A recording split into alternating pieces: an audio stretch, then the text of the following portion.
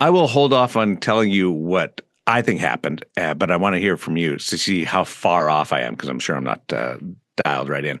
You had the bump right when you took over, and then things really took off after the Four Nations face-up.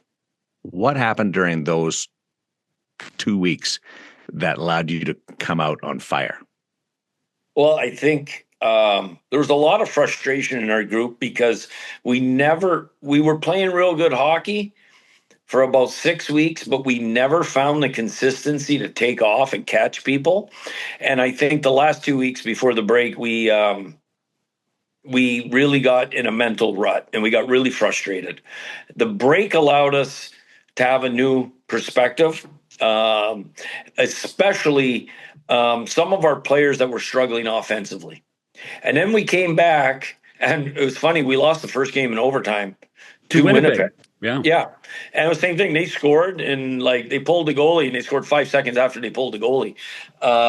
And we lost in overtime and we could have gone the wrong way. And that's where I saw a different attitude. We came out and beat Colorado the next game 3-1. And it was just our attention to detail, our ability to stay in a moment and not worry about what just happened really changed in our group. And then you just started to see the confidence grow of players that were not having offensive or defensive success started having them. Bolduc started coming on. Tucker started coming on.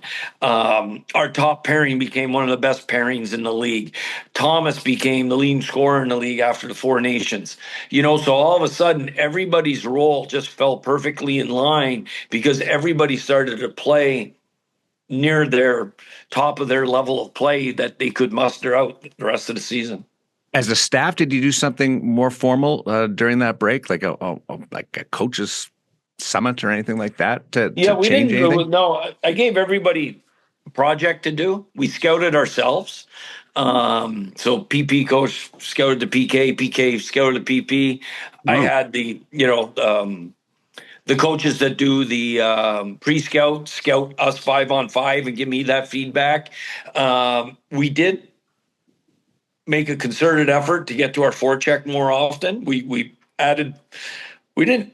Excuse me. We didn't change it all that much. We just were really harped on the details. And the last thing we did is we simplified our messaging. Everything was going to be really simple. It was going to be about second and third effort. It was going to be about game management. It was going to be about habits and details. That's all we were talking about.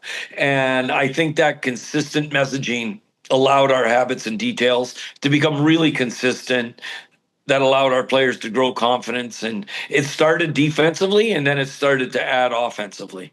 In the outside world, those kind of they're called the surveys where you look at other people's departments are called 360s, and so you actually did 360s on your group. It makes it sound like you've had some leadership discussions with people. Have you studied leadership, Jim? Well, I think when you're in a position of leadership, you automatically have a lot of opportunities to be in those situations of leadership. I've read a lot of coaches' books.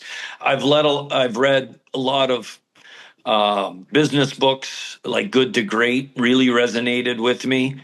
I like simplistic leadership. I don't I'm not a guy that's going to have three rings and there's going to be 8 words in every ring and it's all going to meet in the middle. To me, and they're all true, but to me, I want to be able to discuss things that matter that affect how we handle peaks and valleys throughout the year. And that's the kind of leadership and being simple like that and direct and having that kind of feedback back from the captains. And that also is the kind of relationship I have with Doug Armstrong and Alexander Steen, where we're not going to sit there and fluff each other.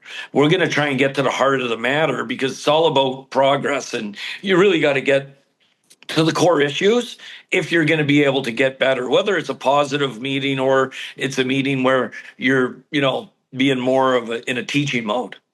That internal survey or back and forth that you did scouting each other, what did you learn from that?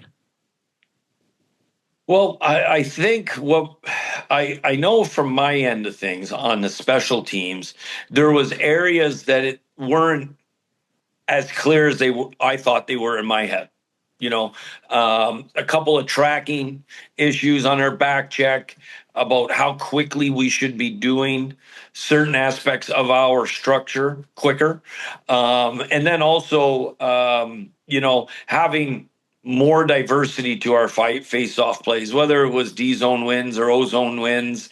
And that combining those things with our identity that we wanted to play to quickly. Again, that simple message, everything directing towards the way we wanted to play was really important. And I think for the PP and the PK, they realized areas that they were not being really efficient at. Like for the power play, we weren't attacking as low as much as we were attacking high. And for the PK, having straight lines in our penalty kill versus, some guys looping potentially. Those kind of things just allowed all of the coaching staff to be really simple. We all did it together. So everybody was very certain about the way we were heading next, the direction we were going. And if anybody asked a question, we all knew the simple answer to give feedback to the players so that if the PK coach is running the forwards, he doesn't have to go back and talk to the D. What did Cam Fowler do for you? Changed our whole outlook on how good of a team we could be. He added incredible hockey sense and poise to our group. And I think that his ability to make plays allowed our D-core to go from maybe middle of the league to, top 8 in the league offensively.